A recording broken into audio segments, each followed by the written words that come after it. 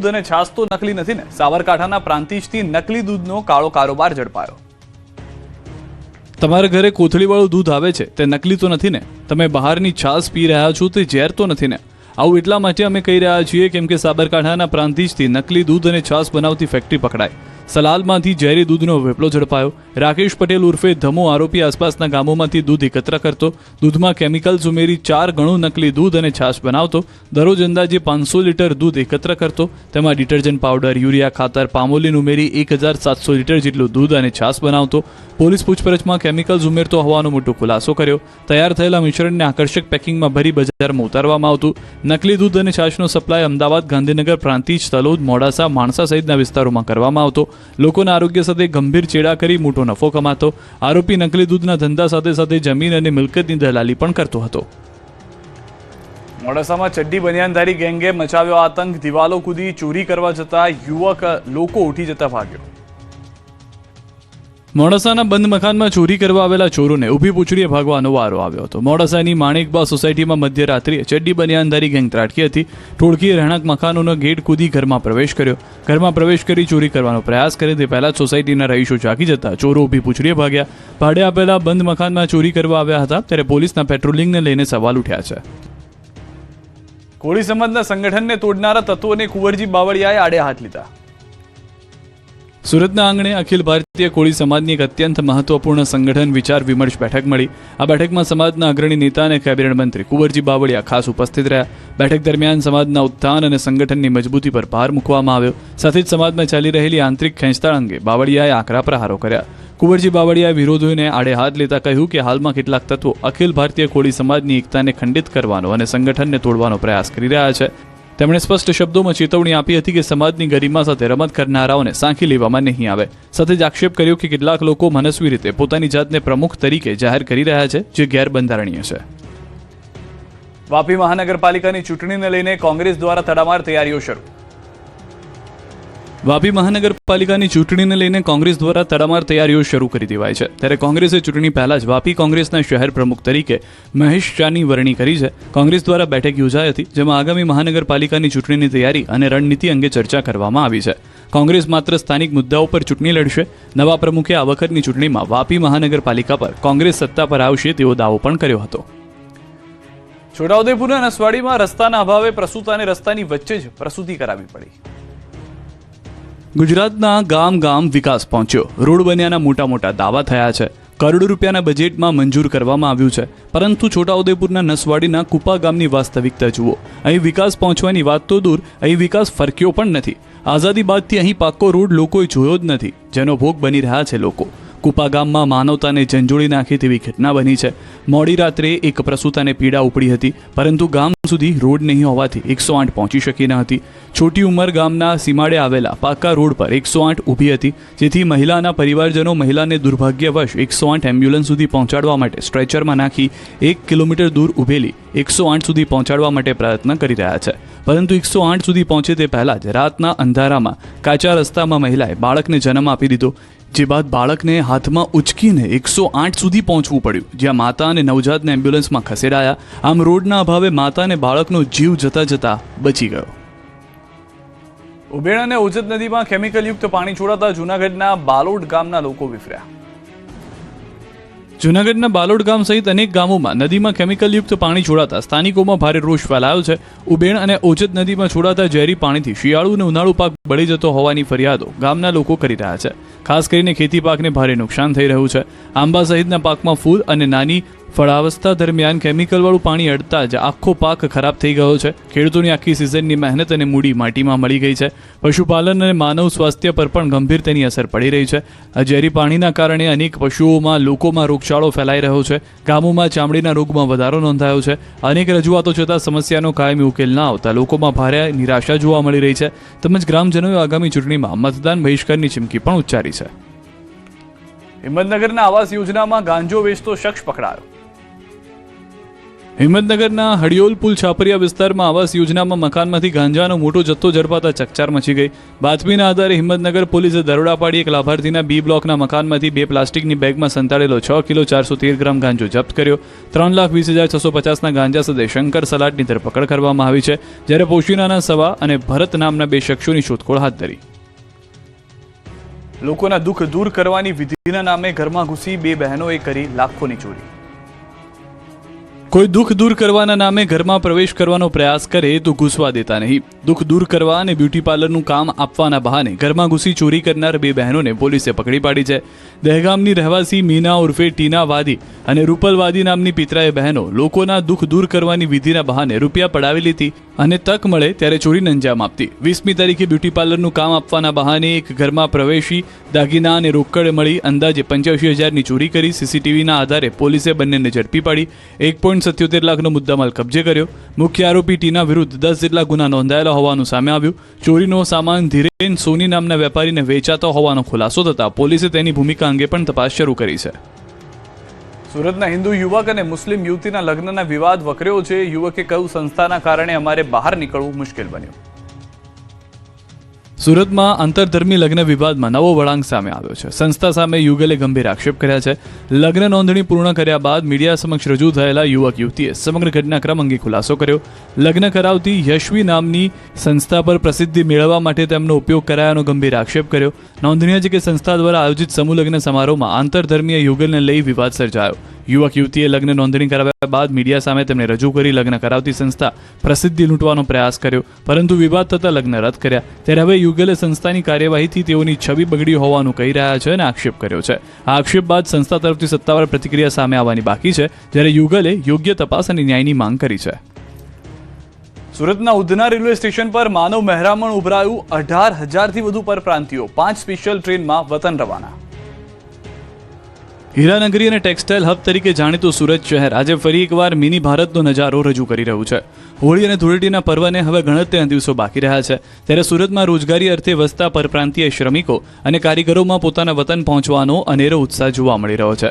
ખાસ કરીને ઉત્તર પ્રદેશ અને બિહાર તરફ જતા મુસાફરોની ભારે ભીડને ધ્યાનમાં રાખીને રેલવે તંત્ર દ્વારા અભૂતપૂર્વ વ્યવસ્થાઓ કરવામાં આવી. 1 માર્ચનો રવિવારના વહેલી સવારથી જ ઉધના રેલવે સ્ટેશન મિની બિહારમાં ફેરવાઈ ગયું. હજારોની સંખ્યામાં લોકો પોતાના પરિવાર અને સામાન સાથે વતન જવા માટે સ્ટેશન પર ઉમટી પડ્યા. શ્રમિક વર્ગ માટે આશીર્વાદ સમાન ગણાતી અંત્યોદય એક્સપ્રેસમાં આજે સૌથી વધુ ભીડ જોવા મળી હતી. આ સંપૂર્ણ જનરલ કોચ ધરાવતી ટ્રેનમાં પગ મૂકવાની પણ જગ્યા નહોતી. તેવી જ રીતે આધુનિક સુવિધાઓથી સજ્જ અમૃત ભારત ટ્રેનમાં પણ મુસાફરોનો ભારે ધસારો રહ્યો. રેલવે સુરક્ષા દળ અને જીઆરપીના જવાનોએ શાંતિપૂર્ણ રીતે લોકોને ટ્રેનમાં બેસાડવા માટે ભારે જહેમત ઉઠાવી.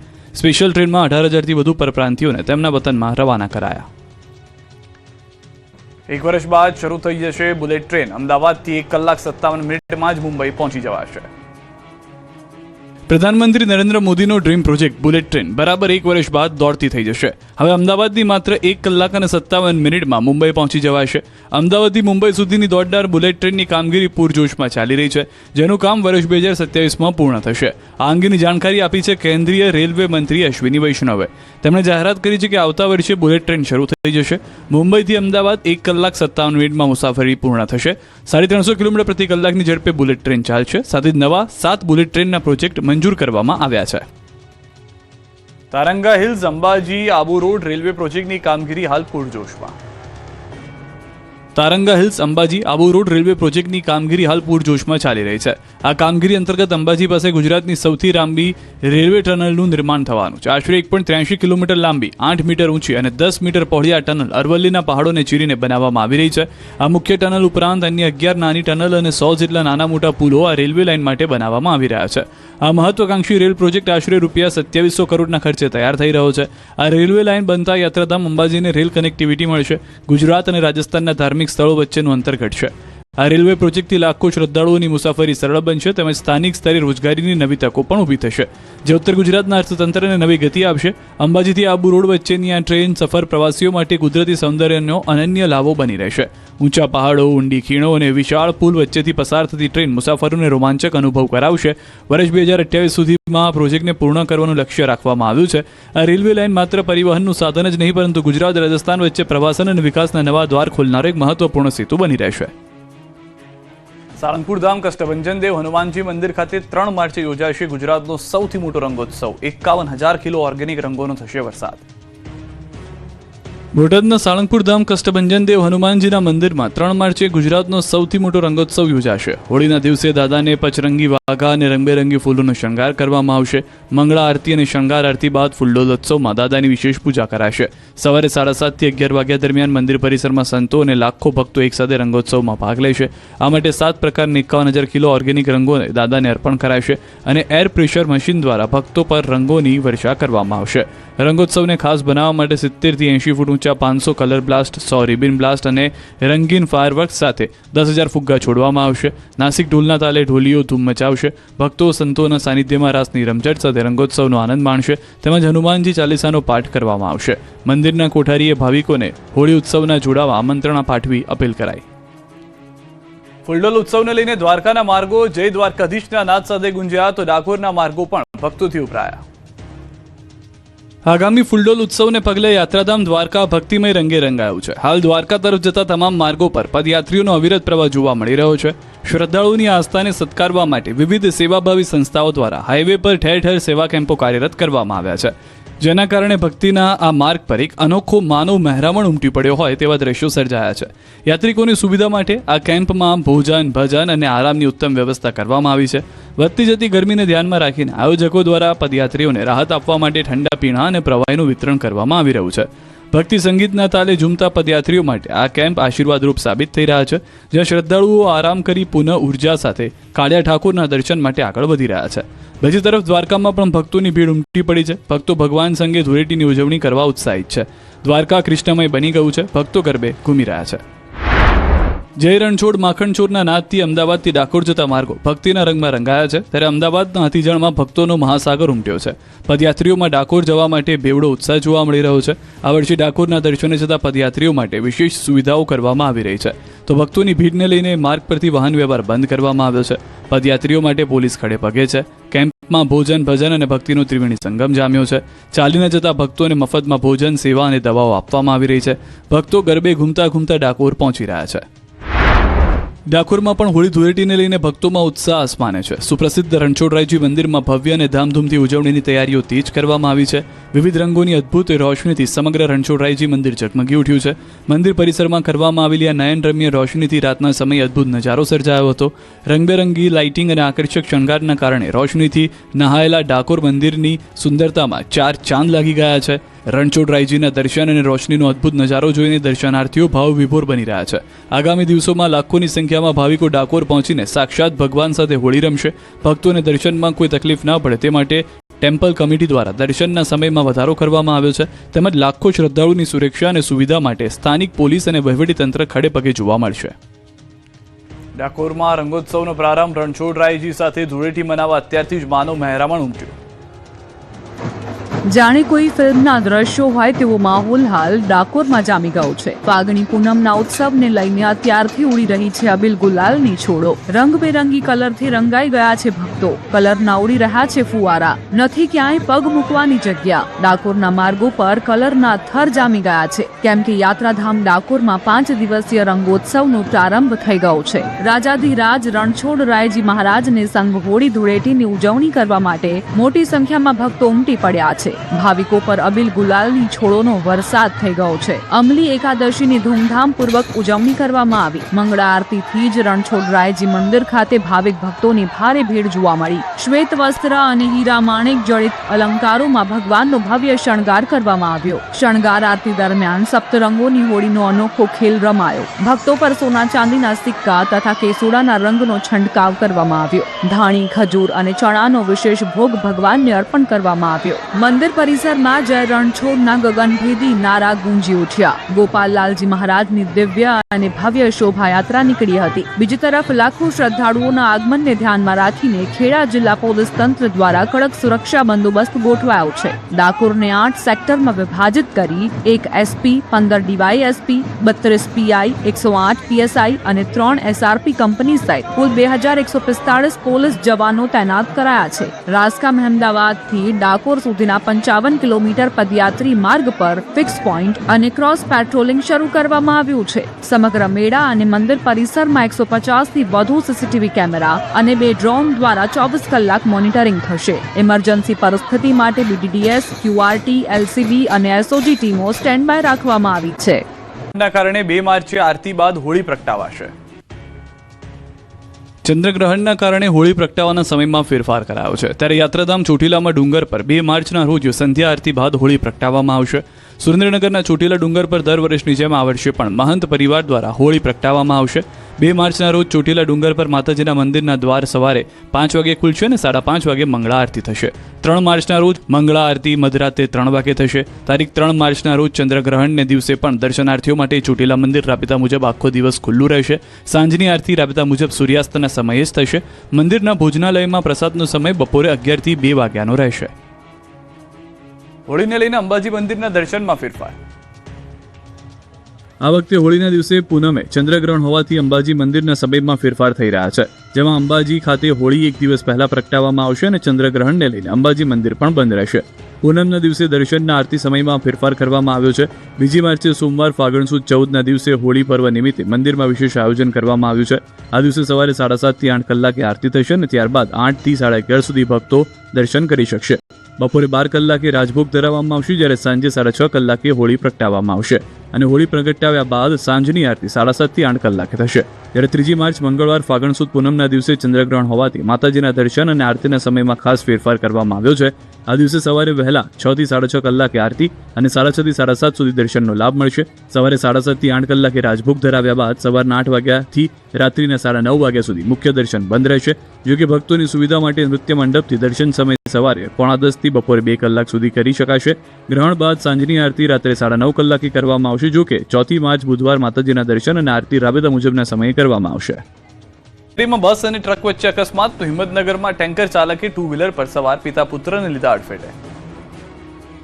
નવસારીમાં ફરી એકવાર રફતારનો કહેર જોવા મળ્યો હતો. ખેરગામ શામળિયા ફળિયા ખાતે લક્ઝરી બસ અને ટ્રક વચ્ચે અકસ્માત થયો. સુરતથી ધરમપુર આશ્રમ ખાતે જઈ રહેલ બસને અકસ્માત નડ્યો. બસમાં સવાર 6 મહિલા, 2 પુરુષો અને 3 બાળકો મળી 11 જેટલા લોકોને ઈજા થતા સારવાર અર્થે ખસેડાયા. લક્ઝરી બસના ચાલકની ભૂલના કારણે અકસ્માત સર્જાયો. લક્ઝરી બસનો ચાલક ફોન પર વાત કરતા હોવાના આક્ષેપ કરવામાં આવ્યા. બીજી તરફ હિંમતનગરના મોચીપુરા ચોકડી પાસે અકસ્માત થયો. માથેલા સાઈડની માફક આવેલા ટેન્કર ચાલકે 2 વ્હીલર પર સવાર પિતા પુત્રને અડફેટે લીધા. અકસ્માતમાં પુત્રનું ઘટના સ્થળે મોત થયું, જ્યારે પિતા ગંભીર રીતે ઘાયલ છે. બોટાદમાં ઉઘરાણી મામલે યુવકને માર્યો માર. 20 સેકન્ડમાં 14 ઘા મારી યુવકના પગ ભાંગી નાખ્યા. એક યુવક પર 4 શખ્સો લાકડીઓ લઈને રીતસર તૂટી પડ્યા. એક પછી એક પ્રહાર કર્યા. માત્ર 20 સેકન્ડમાં યુવકને લાકડીના 14 ઘા ઝીકીને અધમોવો કરી નાખ્યો. ઘટના બોટાદના લાખણકા ગામની છે, જ્યાં પશુ આહારનો વેપાર કરતા દુકાનદાર યુવકે ઉધારીના માલના રૂપિયા માંગતા આરોપીઓ ઉશ્કેરાયા અને યુવકને દોડાવીને માર માર્યો. ગઢડા પોલીસે ફરિયાદના આધારે 8 શખ્સો વિરુદ્ધ ફરિયાદ કરી અને તપાસ શરૂ કરી છે. 7 આરોપીઓને પકડી પાડ્યા અને ગામ વચ્ચે રિકન્સ્ટ્રક્શન કર્યું. આરોપીઓનું સરઘસ કાઢી કાયદાનું પણ ભાન કરાવ્યું. બનાસકાંઠાના આંખલાએ માતા અને બાળક પર હુમલો કર્યો. બાળકને 10 ફૂટ હવામાં ઉછાળ્યું. મહિલા તેના બાળક સાથે ચાલીને જઈ રહી હતી, ત્યારે જ રોડની સાઈડમાં ઉભેલો આંખલો અચાનક વિફર્યો અને મહિલાને શિંગડા ભરાવી હુમલો કર્યો, જેમાં મહિલા કાખમાં રહેલું બાળક હવામાં 10 ફૂટ ઉપર ઉછળીને નીચે પટકાય છે. ધ્રુજાવી નાખે એવા દ્રશ્યો બનાસકાંઠાના થરાના છે, જ્યાં તાણા રોડ પર રખડતા આંખલાએ એવી ફેન્ટ મારી કે ગોકુળનગરની મહિલા અને તેની કાંખમાંથી રહેલું બાળક ફંગોળાઈને નીચે પટકાયું. મહિલાને માથામાં 4 ટાંકા લેવાની ફરજ પડી, જ્યારે બાળક રોડ પર પછડાતા ઇજાગ્રસ્ત થયું. ઘટનાને પગલે આસપાસથી લોકો દોડી આવ્યા. લોકોએ બંનેને સારવાર માટે હોસ્પિટલ ખસેડ્યા. આંખલાના આતંકના કારણે આ વિસ્તારમાં ભયનો માહોલ છે. આ વિસ્તારમાં રખડતા ઢોરની સમસ્યા લાંબા સમયથી હોવાનો આક્ષેપ સ્થાનિકો કરી રહ્યા છે અને પ્રશાસન પાસે તાત્કાલિક પગલાં લેવાની માંગ ઉઠી છે. મોરબીમાં લુખ્ખાઓ બેફામ, 15થી વધુ કારના કાચ તોડ્યા. જુઓ કઈ રીતે લુખ્ખાઓ બાઇક પર નીકળી એક બાદ એક કારના કાચ તોડીને ફરાર થઈ ગયા. ગુંડાઓની ગુંડાગીરીના દ્રશ્યો મોરબીના છે, જેના કન્યા છાત્રાલય રોડ મનુનગર ચોક વિસ્તારમાં લુખ્ખાઓએ નીકળીને 15થી વધુ કારના કાચ તોડ્યા. 3 શખ્સોએ વિકૃત મજા લેવા માટે લોકોએ રોડ પર પાર્ક કરેલી કારના કાચ તોડી નાખતા ફફડાટ ફેલાયો. સમગ્ર ઘટના સીસીટીવીમાં કેદ થતા પોલીસ ફરિયાદ કરી છે. વડોદરામાં એક્સ આર્મી મેને હવામાં ફાયરિંગ કર્યું. વડોદરા શહેરના માંજલપુર વિસ્તારમાં તુલસીધામ સર્કલ પાસે આવેલ SS નગર ખાતે આવેલા ખુલ્લા ગ્રાઉન્ડમાં એક્સ આર્મીમેન દ્વારા બારોબાર હથિયાર વડે હવામાં એક રાઉન્ડ ફાયરિંગ કરવામાં આવ્યું હતું. આ વિડીયો વાયરલ થયો, જેને પગલે માંજલપુર પોલીસ એલર્ટ થઈ ગઈ હતી અને તુરંત જ બ્લેન્ક ફાયરિંગ કરનાર વ્યક્તિની ઓળખ અને શોધખોળ શરૂ કરી. માંજલપુર પોલીસની તપાસ દરમિયાન ફાયરિંગ કરનાર એક્સ આર્મીમેન નિલેશ તુકારામ ઉત્તેકર હોવાનું ખુલ્યું. એક્સ આર્મીમેનને હવામાં ફાયરિંગ કરીને આ જાહેરનામાનો ભંગ કર્યો હોવાથી માંજલપુર પોલીસે આ મામલે ગુનો નોંધીને વધુ તપાસ હાથ ધરી. મહત્વનું છે કે એક્સ આર્મીમેન પાસે લાયસન્સ છે, પરંતુ આ પ્રકારે જાહેરમાં ફાયરિંગ કરીને લોકોને જીવ જોખમમાં મૂક્યા હતા, જેને કારણે પોલીસે ગુનો નોંધીને તપાસ શરૂ કરી છે. રાજકોટમાં બાઇક ધીમું ચલાવવાનું કહેતા ટોળાએ મોડી રાત્રે કર્યો પથ્થરમારો. રાજકોટમાં દિવસે ને દિવસે ગુંડાઓ બેફામ બની રહ્યા છે, ત્યારે જૂના મોરબી રોડ પર બાઇક ધીમું ચલાવવાનું કહેતા ટોળાએ ઉશ્કેરાઈને પથ્થરમારો કર્યો. મહિલાએ તેમના વિસ્તારમાં બાઇક ધીમે ચલાવવા કહેતા ખાર રાખી 10 થી 12 લોકો તે વિસ્તારમાં ધસી આવ્યા અને ટોળાએ જીલુભાઈ સોઢાના ઘર પર પથ્થરમારો કર્યો. મોરબી રોડ પર આવેલા ખોડિયાર પાર્ક 2 માં પથ્થરમારો કર્યો, જેથી મોડી રાત્રે નાસભાગ મચી ગઈ. જીવ બચાવવા લોકો દોડધામ કરતા નજરે પડ્યા હતા. મોડી રાત્રે પોલીસ કાફલો ઘટના સ્થળે પહોંચ્યો અને બંદોબસ્ત ગોઠવાયો. શૈલેષ સિપરિયા, વર્ષા સિપરિયા સહિત 10 થી 12 જેટલા શખ્સોએ પથ્થરમારો કર્યો હોવાની ફરિયાદ નોંધાઈ છે. પોલીસે વિવિધ કલમો હેઠળ ગુનો દાખલ કર્યો છે. ને કારણે અનેક ફ્લાઇટ્સ પણ રદ થઈ છે. ઇઝરાયલ અને ઈરાન સાથે સાથે અમેરિકા વચ્ચે ભીષણ યુદ્ધ ફાટી નીકળ્યું છે, જેની આગ આખા વિશ્વમાં પ્રસરી છે. ગુજરાત પર પણ અસર પહોંચી છે. ખાસ કરીને વિમાન સેવાને અસર પહોંચી છે. એર ઇન્ડિયાએ અનેક ફ્લાઇટ રદ કરી દેતા મુસાફરો રજળી પડ્યા છે. અમદાવાદથી Dubai, Abu Dhabi, Oman, London, Birmingham, Amsterdam, Zurich, Milan, Vienna, Copenhagen, Frankfurt સહિતના દેશોમાં જતી ફ્લાઇટ રદ કરી દેવામાં આવી છે. 50થી વધુ ઇન્ટરનેશનલ ફ્લાઇટ્સ રદ કરી દેવામાં આવી છે. નાગરિક ઉડ્ડયન મંત્રાલયના જણાવ્યા અનુસાર મિડલ ઇસ્ટમાં એરસ્પેસ પ્રતિબંધોને કારણે 1 માર્ચે ભારતીય એરલાઇન્સની 444 ઇન્ટરનેશનલ ફ્લાઇટ્સ રદ થવાની આશંકા છે. અમદાવાદથી સતત 2 દિવસથી ફ્લાઇટ રદ થતાં લોકો પરેશાન થયા છે. અમુક લોકોને તો એરપોર્ટથી ઘરે પરત ફરવાની ફરજ પડી રહી છે. અમદાવાદ એરપોર્ટ દ્વારા મુસાફરો માટે એડવાઇઝરી જાહેર કરી જાણકારી આપવામાં આવી છે કે મુસાફરોએ ફ્લાઇટ સ્ટેટસ ચકાસવું. તો અમદાવાદ એરપોર્ટ પર હેલ્પ ડેસ્ક શરૂ કરાયું છે. ઇતિહાદ અને ઇન્ડિગો દ્વારા હેલ્પ ડેસ્ક શરૂ કરાયા છે. તો યુદ્ધને કારણે વેકેશનમાં ખાડી દેશોમાં જનારાઓએ પણ પ્રવાસ રદ કર્યા. ઉનાળુ વેકેશન પડવાને ગણતરીના દિવસો બાકી છે. મોટાભાગના લોકોએ અત્યારથી દુબઈ, અબુધાબી, શારજહાં સહિતના ખાડી દેશોમાં ફરવા જવાનો પ્લાન બનાવી લીધો હતો અને હવે વિવિધ ટૂર ઓપરેટર પાસેથી પેકેજ પણ બુક કરાવી લીધા. તો કેટલાક લોકો અત્યારથી ત્યાં ફરવા પહોંચી ગયા. એક અંદાજ મુજબ અમદાવાદના જ અંદાજે 3000થી વધુ પ્રવાસીઓ ખાડી દેશોમાં છે. ત્યારે યુદ્ધના કારણે આ લોકો ફસાઈ ગયા છે. હોટલમાં પુરાઈ રહેવાનો વારો આવ્યો. બીજી તરફ જે લોકો વેકેશનમાં ફરવા જવાના હતા તેઓએ હાલ પૂરતો પ્રવાસ રદ કર્યો છે. અત્યારે તમામ પ્રવાસી જ્યાં સુરક્ષિત છે, હોટલોની અંદર સુરક્ષિત છે. અબુધાબીમાં, દુબઈમાં, શારજાહમાં તમામે પ્રવાસી સુરક્ષિત છે. ખાસ કરીને એર ઇન્ડિયા, સ્પાઇસજેટ અને ઇન્ડિગોની ફ્લાઇટો રદ થવાના કારણે, પોસ્ટપોન થવાના કારણે અત્યારે પ્રવાસીઓ ત્યાં રોકાઈ જવું પડ્યું છે. અને ખાસ કરીને વાત કરીએ તો અહીંથી જવાની સંખ્યામાં પણ જે મોટી સંખ્યામાં લોકો જવાના હતા, 1500થી વધારે પ્રવાસીઓનો અહીંયા પ્રવાસ એરલાઇન્સ કેન્સલ થવાના કારણે મુલતવી રખાયો છે. અને અનેક ગુજરાતીઓ અલગ અલગ દેશોમાં ફસાઈ ગયા. ઈરાન, ઇઝરાયલ અને અમેરિકા વચ્ચે શરૂ થયેલા ભીષણ યુદ્ધના કારણે અનેક ગુજરાતીઓ ફસાયા છે. ત્યારે વડોદરાથી મક્કામાં ઉમરા માટે ગયેલા ગુજરાતીઓ ફસાયેલા છે. અંદાજે 700થી 800 જેટલા ગુજરાતીઓ મક્કામાં ફસાયા છે. હોટલોમાં રોકાયેલા લોકો પોતાના સગા વહાલાઓની ચિંતા સાથે સમય પસાર કરી રહ્યા છે.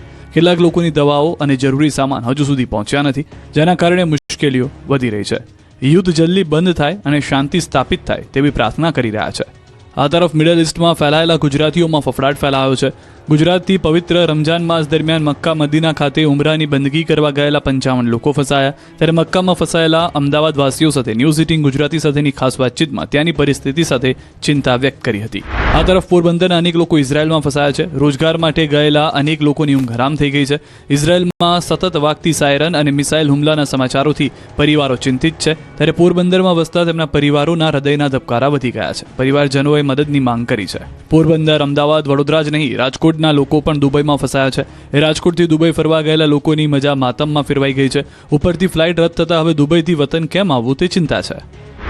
યાર્ડમાં હતા અમે ફેમિલી સાથે, ત્યારે દરિયાની ઉપરથી, અમારી ઉપરથી ને જ આમ તો મિસાઇલ નીકળી અને એટલાન્ટિસ પામ હોટલના કોર્નર પાસે થઈને પાછળના ભાગમાં એવો મિસાઇલ પડી હતી અને એકદમ આખા આકાશમાં બ્લેક ધુવાણો થઈ ગયો, કાળો ધુવાણો.